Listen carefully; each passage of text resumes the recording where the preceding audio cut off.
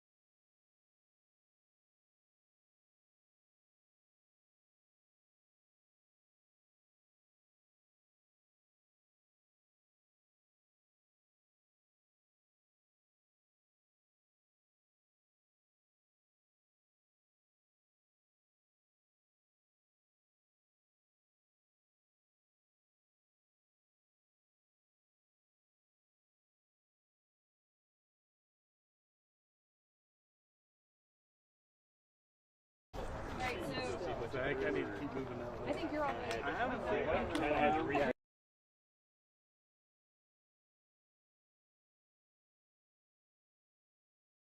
I guess it's working. Yeah, they said they can see us back on boats and hear us. So stop dropping F-bombs.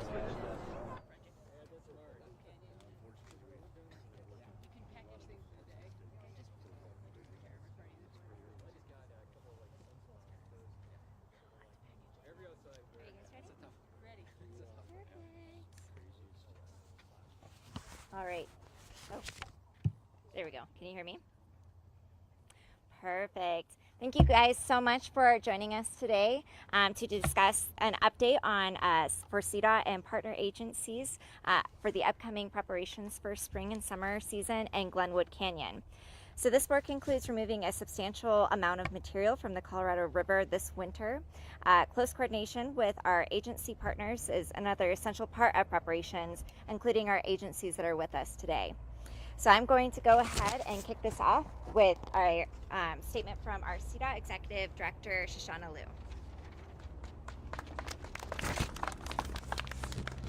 Thank you, Stacia, and thank you everybody for taking the time to be here today. We actually had to reschedule this once because of a spring snowstorm, which along with the Duck Pond fire just a few miles away from here has served as reminders of what a fragile and temperamental ecosystem we are in.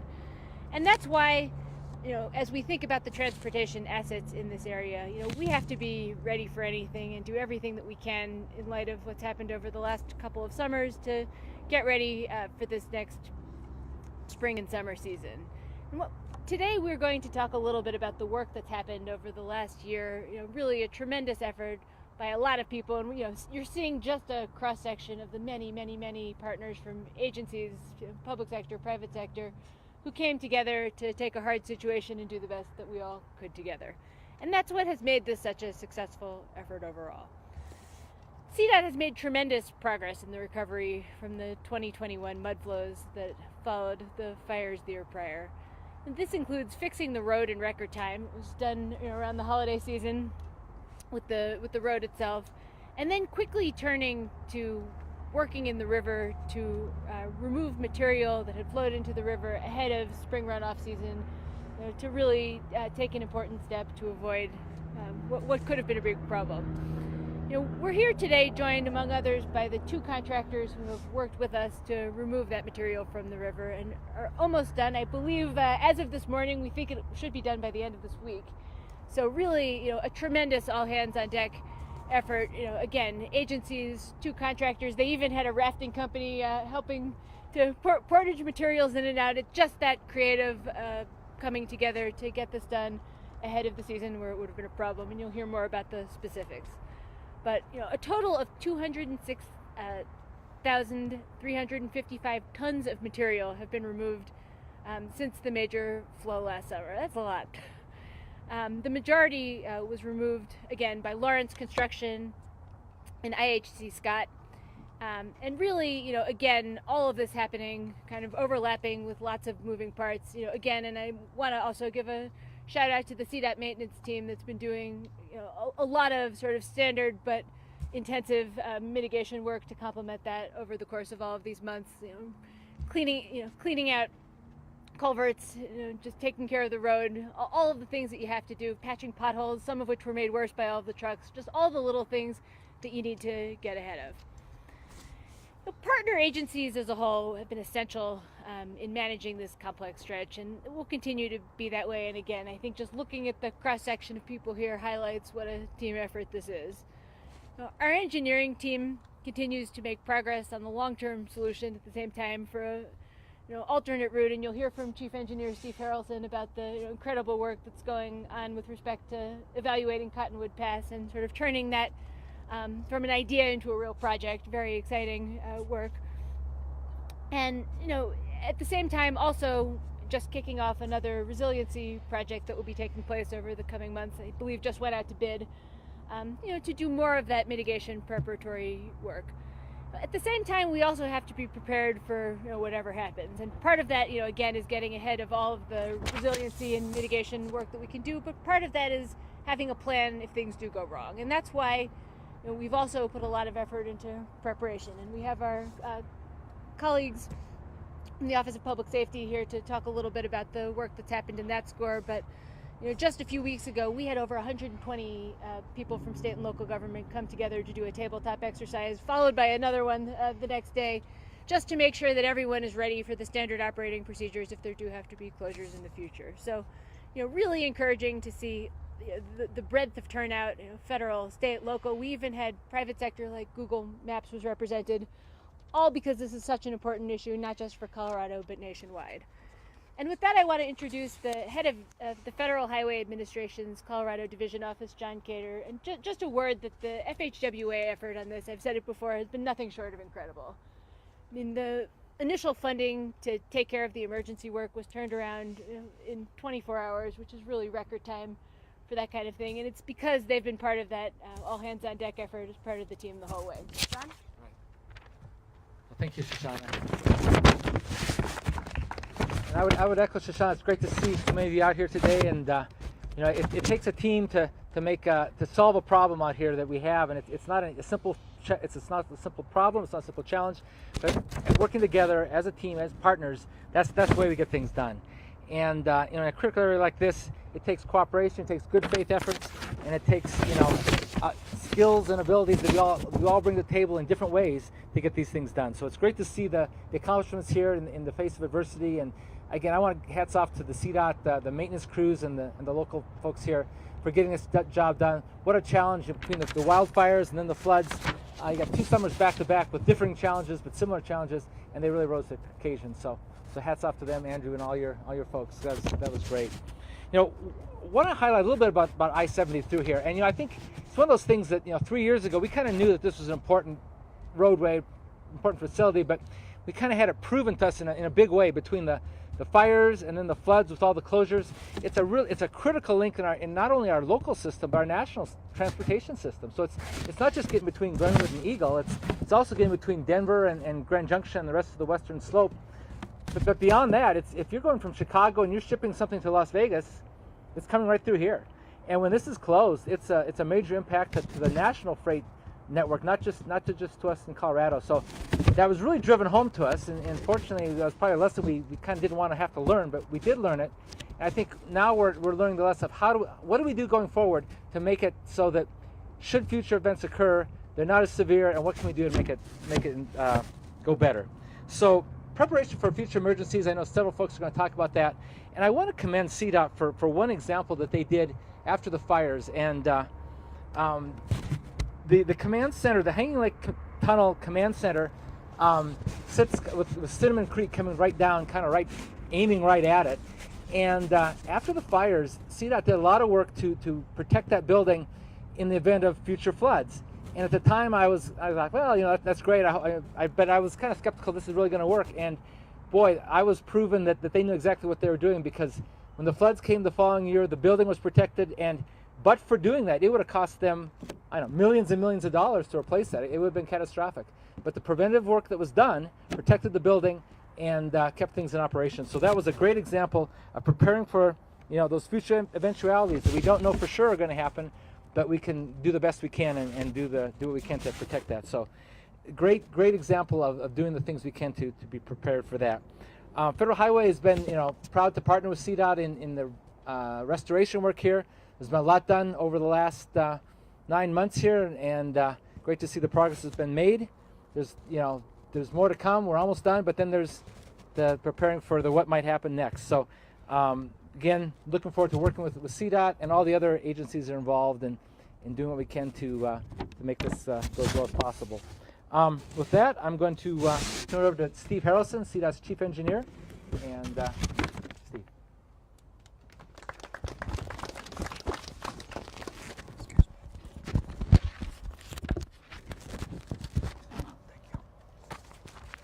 Thanks, John. John touched a little bit on the partnerships, and our partnership with the FHWA has certainly been wonderful. I can't commend them enough as to how responsive they've been.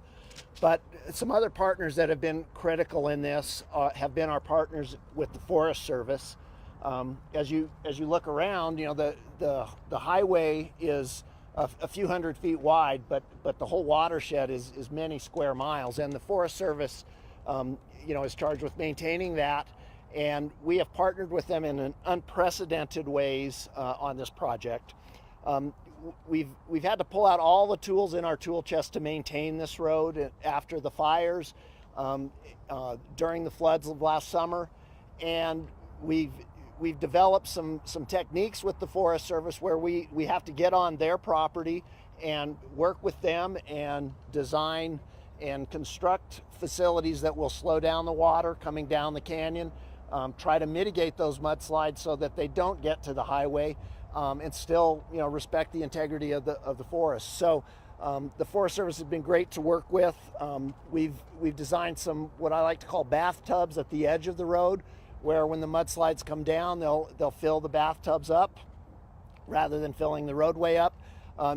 That's a technique that's been used in other parts of the world. I'm not sure it's been used a whole lot in Colorado.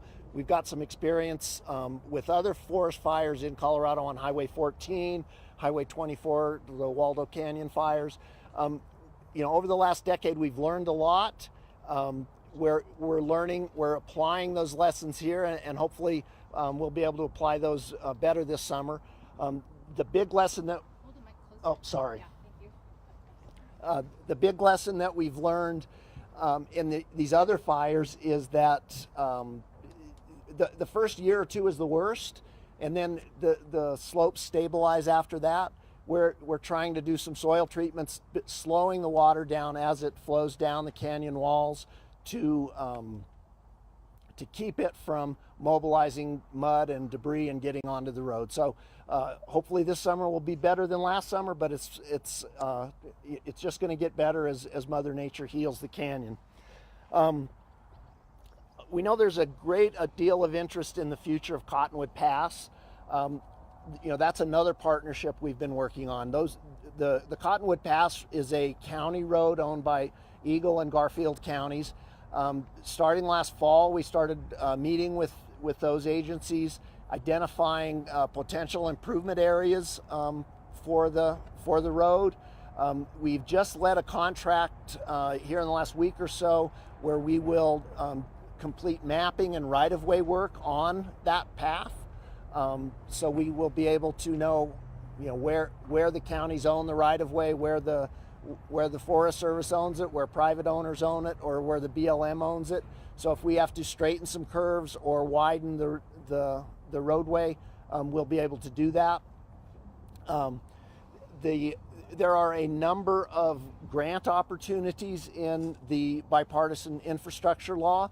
We're trying to set ourselves up so that we will be ready to apply for those grants as soon as we get these designs and partner again with Eagle and Garfield counties to get those roads improved. They're not going to become state highways. I think both counties are very strong believers in keeping those as county roads, but we want to harden them and make them a better detour route. Those of you who have not been over Cottonwood Pass, it is a little better than a Jeep road. It's not set up for interstate traffic, and we don't want to encourage anyone to use it. We're going to do our best to keep this canyon open, but Cottonwood Pass is not an interstate detour, so stay off of it if you don't understand what you're getting into. And Cottonwood is closed for the season at the moment. With that, I will pass it along to Andrew Knapp, who's the resident engineer for the project.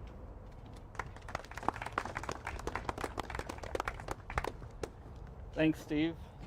Just want to take this moment to really emphasize how much of a team effort everything has been to get where we are now. From our maintenance forces mobilizing from across the state to get the road reopened, to our excellent contractor partners doing what was needed to get the road repaired and restored and debris removed from the river. Right now this week we're wrapping up work on the 6th major pile of debris in the river. The contractors have completed removing debris of the 4 piles above the power plant and trucking that debris out of the canyon. And they have reshaped a 5th pile below the power plant where we weren't able to do any off-haul operations, and now they're wrapping up on the 6th pile, which is really putting us in good shape for the upcoming runoff this spring. It's been a great team effort between the contractors, CDOT, the Forest Service, and the whitewater rafting community to pull together to get that work done and put us in good position here this spring. We, as Steve said, we just advertised an additional project as a result of these debris flows to construct some additional mitigation, replacing our super sacks adjacent to the highway with a more permanent flexible debris flow catchment fence. And there's another location that's due to get a debris flow catchment fence, excavation of those bathtubs, as Steve called them, to create some additional storage for debris and hopefully reduce the length of closures of the canyon if we do have future debris flow events. So we're watching the weather closely and hoping for a much calmer summer this year after the record monsoon seasons, but we'll see what happens. And with that, I'll move over to Director Willis with Office of Emergency Management. All right, thank you, Andrew. Yeah, just make sure it's kind of tipped and closer.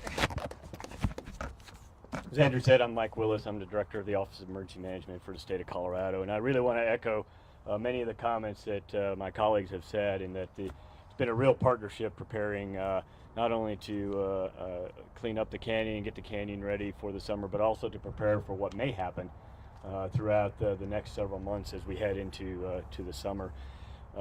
Director Liu mentioned the 2 exercises that we did with partners at the local level, the state level, the federal level, and including many of our private sector partners. And that's critical to be prepared for the things that may happen throughout the year. And of course, very diligently this summer, emergency management staff will constantly monitor the conditions in and around the canyon, and will remain prepared to assist local and state agencies with response and recovery if necessary. I don't have to tell you, you already all know that the risk of wildfire and mud or rock flows in the canyon are significant this summer. What we ask from the public is please don't be complacent when you're traveling through the canyon. We're not being complacent, and we ask that you, the traveling public, partner with us in not being complacent. We work really hard to have a plan, and so we ask all of the traveling public to do the same. Have a plan. As you approach the canyon, know what you're getting into. Stay in touch with the National Weather Service or the counties on either side of the canyon to make sure that you understand the conditions in the canyon before you go in, to keep you out of harm's way. And please respect those warnings and respect the direction from the Colorado State Patrol or the Colorado Department of Transportation. If it says don't go in the canyon, please don't go in the canyon. One thing to remember is once you're in the canyon, it's hard for us to tell you that things are changing, because as you know, there's not a lot of great communication. So know before you go. And I'll turn it over here to my partner in the Colorado State Patrol, Captain Rapp.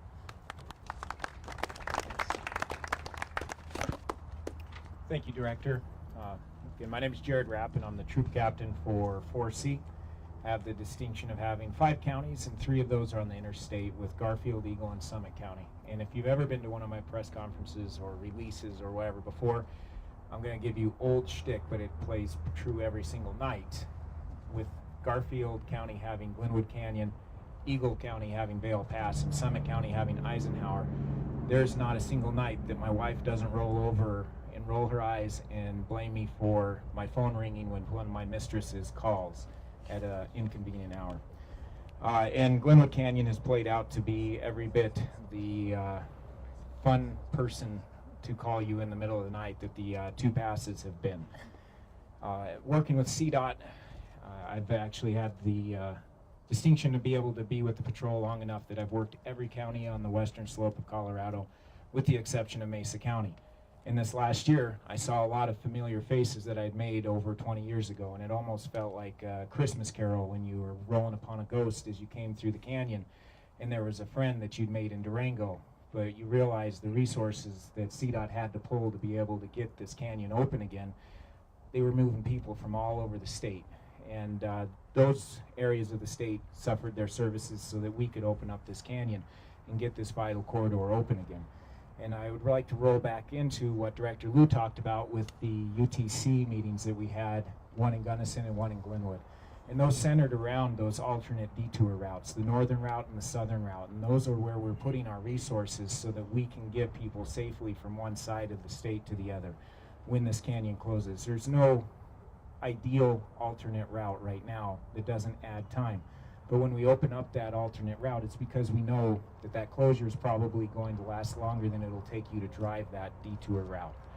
When you pick a different route, it's not one of those dedicated routes, you're going out on your own essentially. And some of them aren't dedicated for passenger vehicles.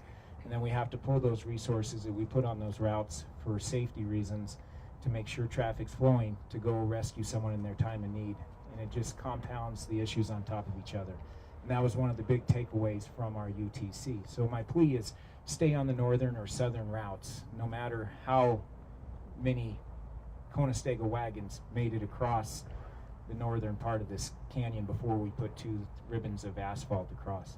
And then the last thing that I want to reiterate is there are towns and communities along the interstate that have been vital partnerships with their, not only their law enforcement agencies, but their town and county leadership.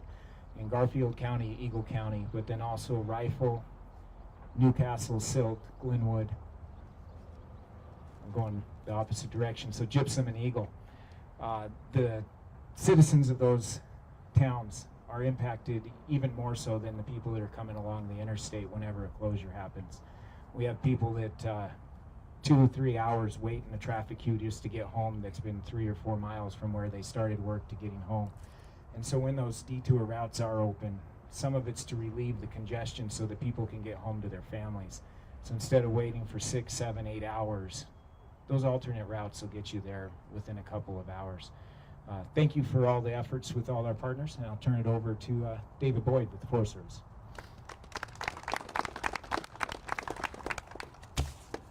Thank you, Captain. I'm David Boyd, Public Affairs Officer with the White River National Forest. Forest Supervisor Scott Fitzwilliams is in Mexico, and so I said, no problem, I have your back, and I'd be happy to take your spot in Mexico, and you can come to Glenwood Canyon, and well, I'm here and he's in Mexico. So he did want to pass on his regards and his congratulations for this incredible amount of work that's been accomplished since the summer storms in this last summer. I mean, when you think of where things were at the beginning of August 2021 and where we are now, it's pretty incredible. So congratulations on that. You know, the White River National Forest is 2.3 million acres, and by far the most common question I've gotten over the past 2 years is, how is Hanging Lake? How is the trail to Hanging Lake?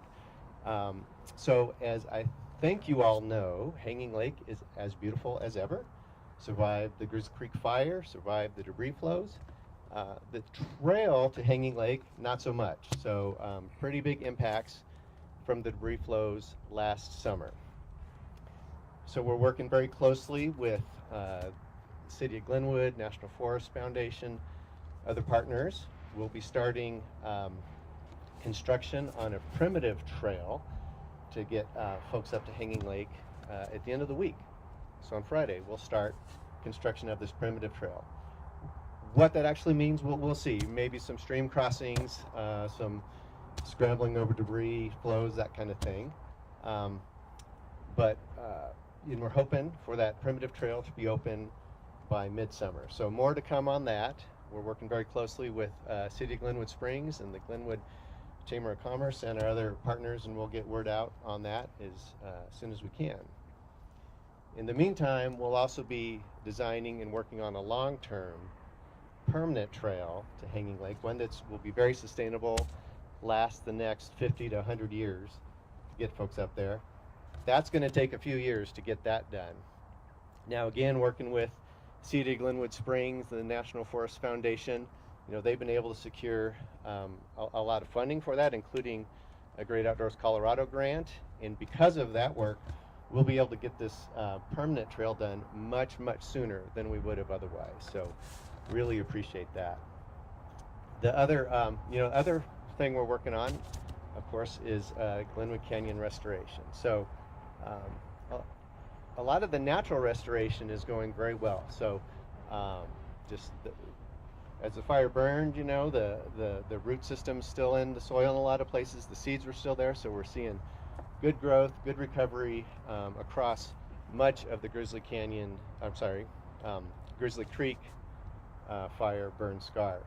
There's some areas we're looking at doing some aerial mulching, which will help treat some of these areas where the soil was really damaged. So just kind of help accelerate that soil recovery so the resulting vegetation then can recover. So we're working on that, and we're continuing to work on areas where maybe there's some noxious weeds or different things that have resulted from the fire. Coordinating very closely with CDOT and our other partners on that. So we really appreciate the close coordination we've gotten from CDOT over these past 2 years, and again, job well done. So thank you for that. And with that, turn it over to Garfield County Commissioner Tom Jankowski. Hello, everybody. Thank you, David. I'd just like to say that from Garfield County to CDOT, thank you. Thank you very much. After the slide came down, I think it was only 10 days or so that it took you guys to get at least one lane going each way. And then when I looked at all that debris and all the damage, I thought, no way are they going to have this open again to 4 lanes by Thanksgiving, but they did. So thank you to maintenance, thank you to Mike Goolsby and his team that got this done. Garfield County really appreciates that. When I look at this summer, I do hope that we do get rain because I don't like wildfires. At the same time, I hope that there's no mudslides in Glenwood Canyon. Garfield County and Eagle County and Pitkin County have a population combined of about 140,000 people, and this east-west connection is extremely important. And when it shuts down, we need to be able to get workers back and forth. People need to get back and forth for doctor's appointments and so forth. So it's extremely important for us, if Glenwood Canyon shuts down, that both Independence Pass and Cottonwood are open. And thank you to CDOT, to Steve, for looking into Cottonwood Pass. That Blue Hill there is a 1-lane road for about a mile, and Eagle County has to put flaggers up there when Glenwood Canyon gets closed down. So for Eagle County, I hope that we can share some of the burden with them when they, if they have to do that. But again, Cottonwood Pass is important.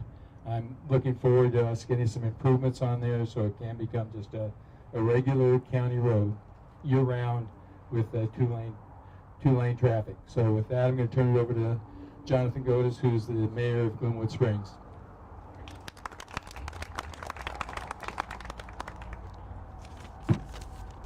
Well, thank you very much. I appreciate everybody coming out today. Glenwood Springs is working towards resiliency and redundancy in the changing climate that we have. We've been preparing for our spring runoff by removing debris from above our water intake, by constructing a second pipeline on the Roaring Fork River so that we have the redundancy of both the Grizzly Creek and No Name intake as well as the Roaring Fork River. All this work is important to safeguard both our drinking water for the community and our tourism economy. This work for emergency preparedness is due to a great many partners that we have. Forest Service, I will start naming the Forest Service, CDOT. Of course, we've gotten to know Director Lou fairly well over the last couple of years. I'd say unfortunately, but it's fortunate. She's delightful.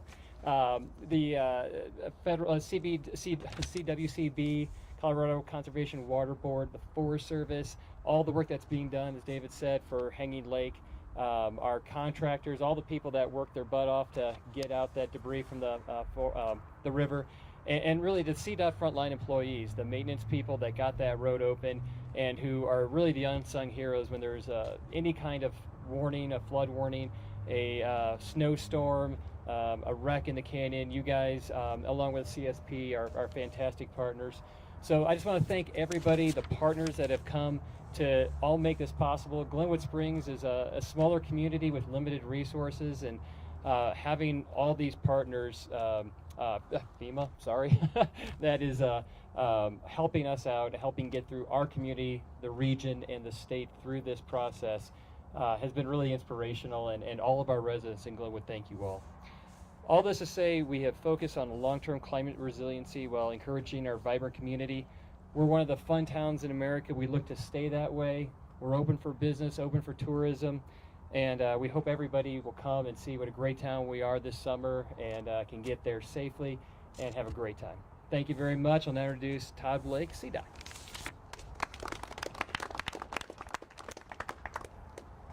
Thanks, Jonathan.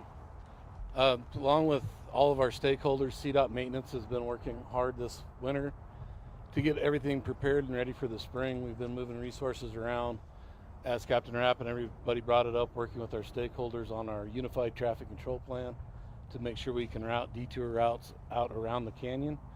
One of our stakeholders that we work really closely with is NOAA National Weather Service, and developing our plans for what our watches, warnings, and when we open and close the canyon. So staying right now until we know some more on revegetation, how that looks this spring. We're going to stay with the same protocols as last year. Once we go to a watch over the Grizzly Creek burn scar will be our trigger point.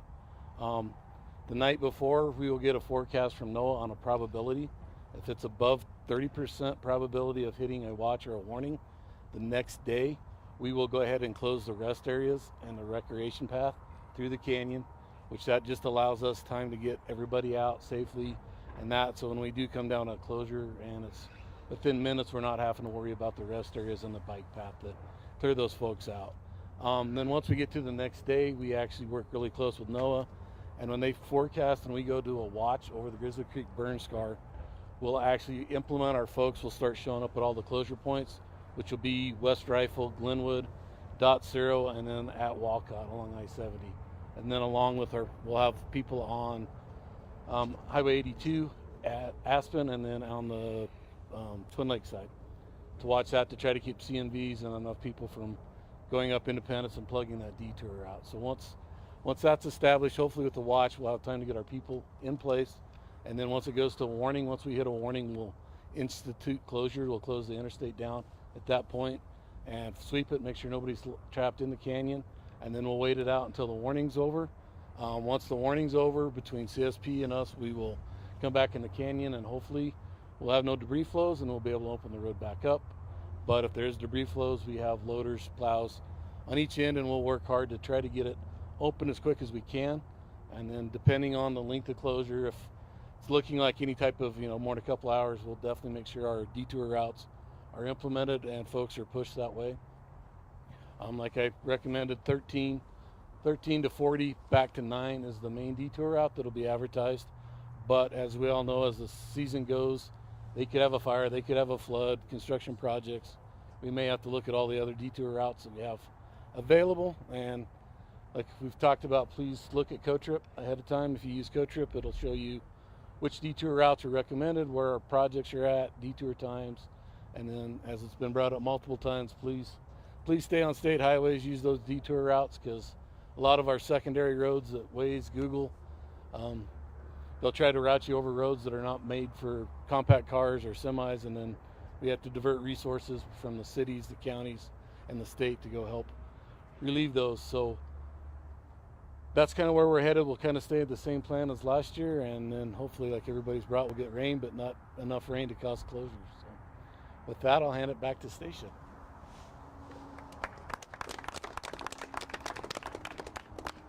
All right, thank you, TJ, and thank you to all of our speakers for coming out here and providing an update for this upcoming season.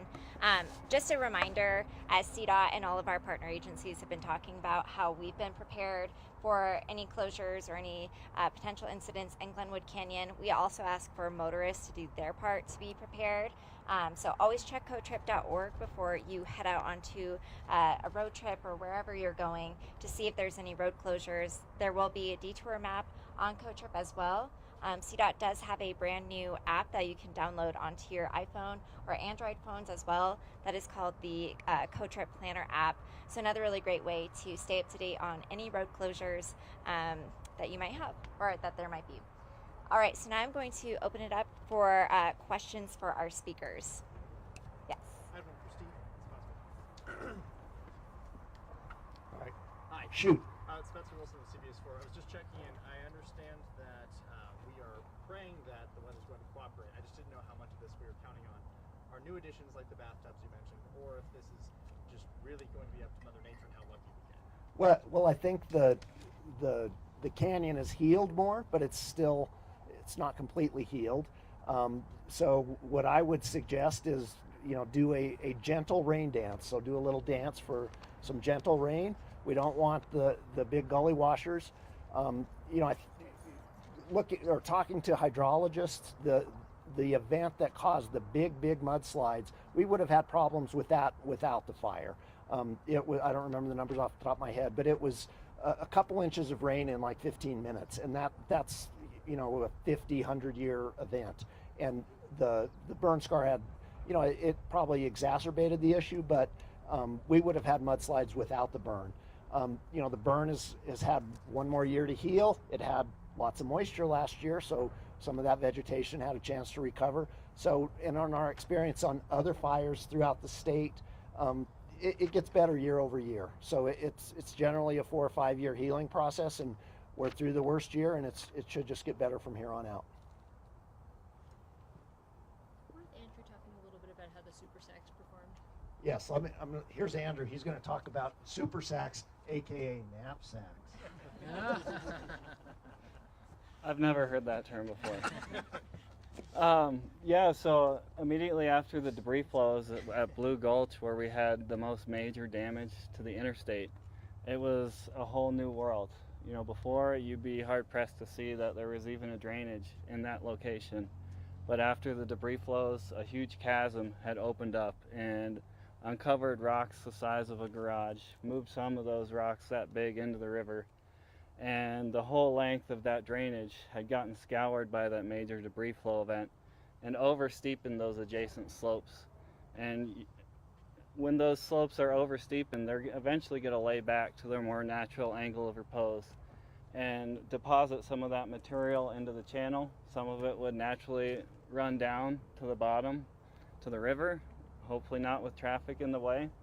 So with that new hazard that was presented itself, we wanted to get the highway reopened quickly, but not at the expense of the safety of the traveling public.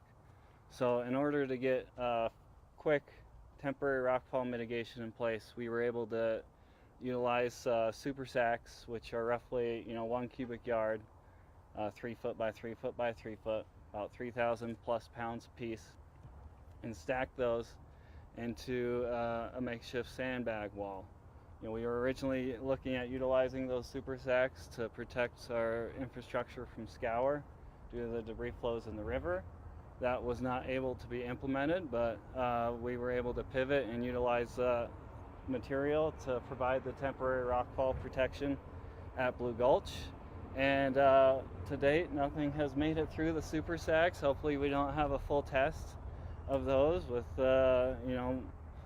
weather cooperating. And then with the project we have coming out to bid right now, we're looking to remove those super sacks and get a more permanent rockfall and debris flow mitigation system put in place there at the bottom of Blue Gulch. So hopefully we got some interested contractors out here in the audience, so they're looking for another round in the canyon. And yeah, we'll see what happens. How much of this, though, it sounds like we're optimistic, and we have been able to put measures into place, but how much of this is really just up to chance in terms of, is there something we can even use to prevent something catastrophic happening again this summer? Well, unfortunately, in the canyon, Mother Nature has the final say. We can do our best and mitigate to the best of our abilities. Immediately after the fire, we did some high-level analysis utilizing computer modeling and rockfall modeling software to look at installing mitigation elements at Blue Gulch prior to the major debris flows. And our consultant ultimately recommended no mitigation be installed in that drainage because there was nothing currently on the market that could withstand those energy levels. So after witnessing the results of the Blue Gulch debris flows, I'd have to say they're probably right. I think anything we would have put in there would have been in the bottom of the river or on its way down to Utah. But we're doing everything we can, with the time frames we're given. It was less than a year from after the fire to when the debris flows happened. And now it's less than a year after the debris flows, and we're putting another contract on the streets, and we're looking to construct some additional mitigation.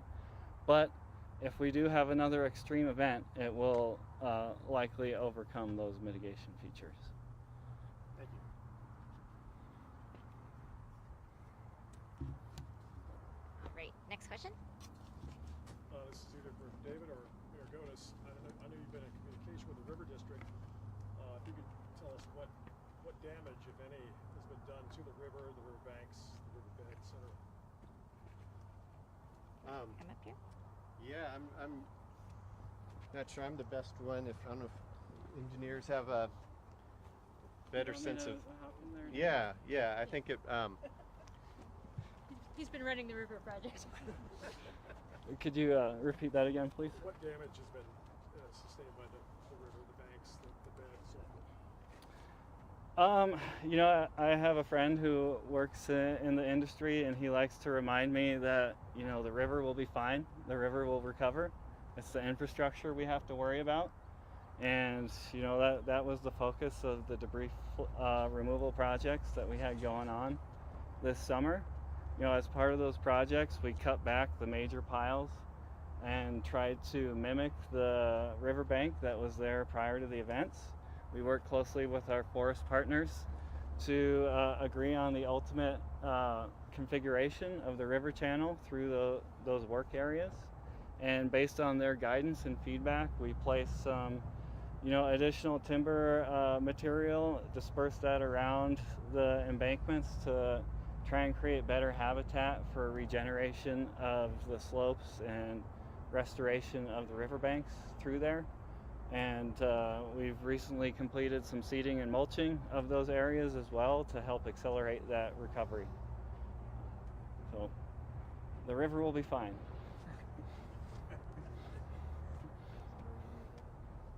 My question's for either Andrew or Shoshana. Do you have estimated cost, how much has been spent on the restoration efforts at this point? And if you have that, do you have an idea of how much it could cost overall?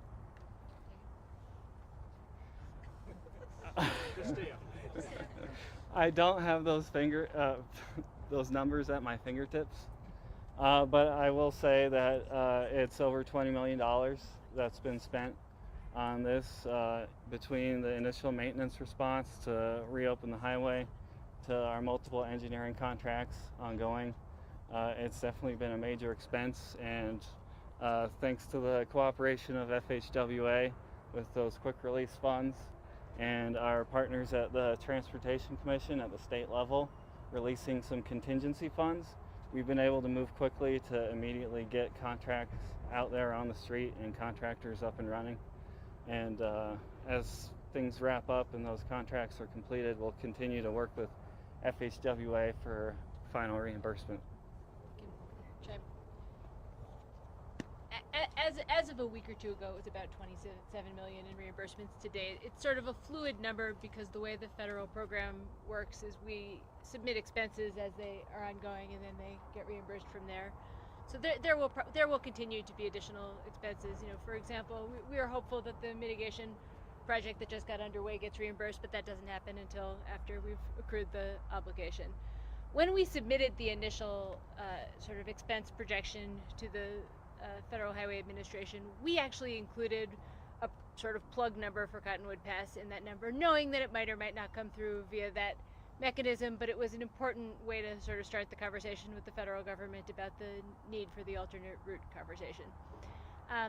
Importantly, the Transportation Commission recently approved roughly $1.5 million for upfront expenses to kind of determine the surveying needs for right-of-way acquisition to do those improvements on Cottonwood Pass. That's kind of an important critical path first step to turning an idea into a real project. I mean, folks will recall that concept has come up in the past. There wasn't consensus among all of the government partners until the incredible work that's happened over the last few months. So now that there's sort of consensus on the idea, turning it into an actual project with a more precise cost estimate is the next step, and that's what that sort of study work from the Transportation Commission allows us to do. So the number for the kind of long-term piece, which was a large component of the original request, will only continue to get refined over the coming months, is that work ensues, and it's being led by our engineers in the Eagle residency. So it actually has a project manager and has kind of a management structure in the agency now. And whether or not it's the emergency relief funds, we're planning to pursue federal grants for that project. If I might follow with a question, about how far are you in the process of mitigation and repair work within the Glenwood Canyon, and about when do you think that work will complete? It depends which piece of the work. There are several, and look, it's an ongoing challenge, right? Our maintenance forces are out there every summer, even under the best of circumstances, clearing culverts, patching potholes, fixing the pavement that takes a beating every year. So there's always kind of resiliency work going on in the canyon. There are some key pieces that have gotten done and that are underway. Obviously the kind of big component was to fix the damage that happened last year, right? And that included major resiliency improvements, because one of the things that happened at milepost 123.5 was the failure of a very large box culvert, which needed to be ultimately completely replaced. So that whole package of the work is done. The team has been out there all year clearing the smaller culverts throughout the canyon, and again, that's something that does happen as a matter of course, but there's been an enhanced effort to really get ahead of that as much as physically possible, ahead of spring runoff season. The work in the river, I would say, is one of the biggest items of resiliency work we could do, because the reason it had to be done was, had it not happened, the flooding during spring runoff would have been almost inevitable. So really the focus over the last few months has been on getting that done ahead of the spring season, and with it being on track to complete this week, that milestone is complete. There continue to be additional elements like the ones that Andrew talked about that are getting underway, and we can always do more to add, but an awful lot of additional fencing has been added in the past year. As you drive through, you can see it. The replacement structure for those super sacks is just to kind of make them more permanent, but they've been doing their job. So I would say in full that it's an ongoing process where there's going to continue to be new needs that arise, just as there would on any road, but particularly any road in an environment as fragile as this one. But that the things that we had sort of started last year to get done by the spring have met their deadlines.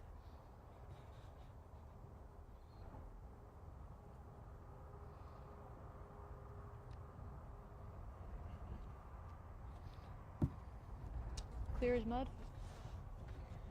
All right, so we will be able to do individual interviews.